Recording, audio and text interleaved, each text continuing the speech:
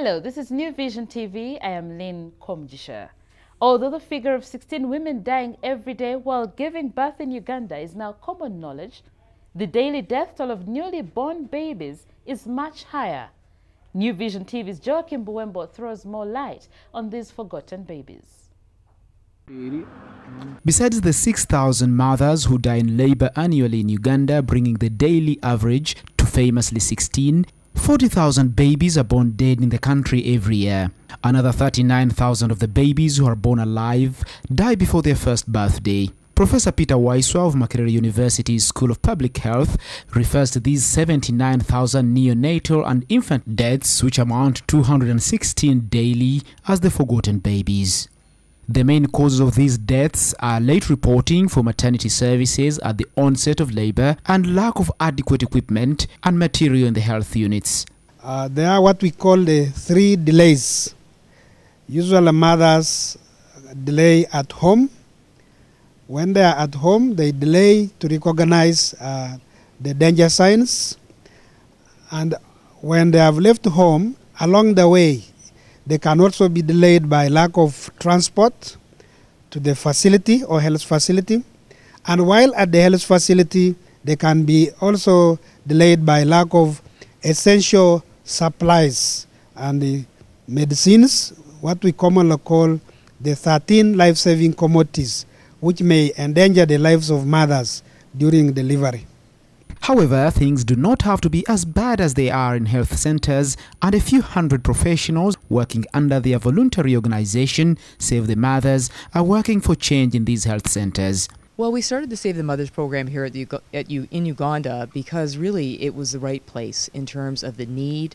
6,000 mothers dying every year from pregnancy-related complications. Compare that to Canada, where I'm from. We maybe lose 20 to 30 mothers, same population. So there's such a contrast in the care for mothers and their ability to get the care that they need. So I think Uganda people wanted the help and people wanted to work together, and I think the soil was fertile for us to come and to, of course, work with Ugandan colleagues like Dr. Pius Okong, Dr. Florence Marimbi, who are really the champions.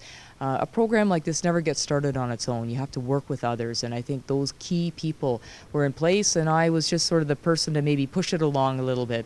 And really the reason again that we came was the need to bring advocacy, to bring change for mothers, sustainable change, not change that comes by dumping a whole bunch of money and resources into a country, but rather by people themselves, the indigenous people themselves, the local people wanting to see change for their mothers.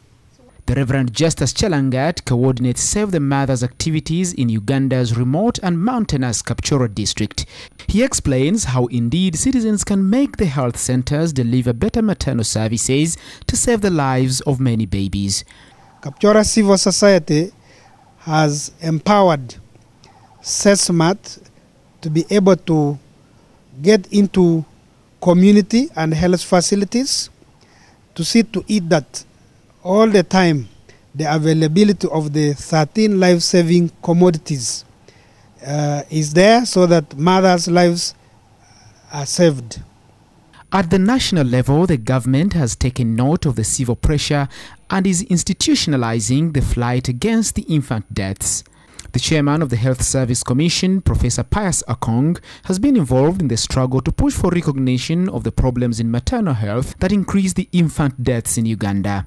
The meeting which is taking place now is alumni of Save the Mothers program. This is a postgraduate program which is found at Uganda Christian University. So it has 2 components. There is postgraduate training for students who are graduates of various disciplines and working in different areas, not only health, and also an NGO status.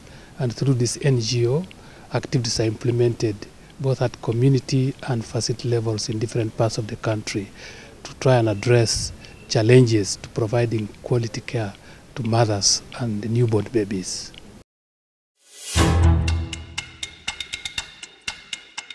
You're still watching New Vision TV, and now for our Pearl of Africa series, we take a look at flamingos.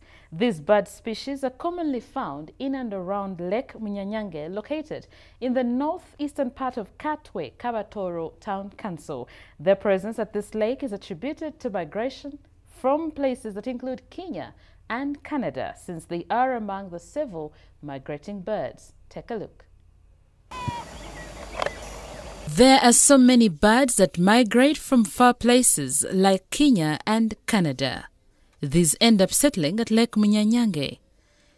Some of these include white-browed, African hoops, winding, flamingos, desert cisterclas, among so many others. However, the most common are flamingos. These are gregarious wading birds, usually 3 to 5 feet tall, found in both the western and eastern hemispheres. Flamingos filter feed on shellfish and algae. Their oddly shaped beaks are specially adapted to separate mud and silt from the food they consume and, uniquely, are used upside down. Lake Munyanyange has now become a tourist area for bird watching to many tourists who come to Uganda.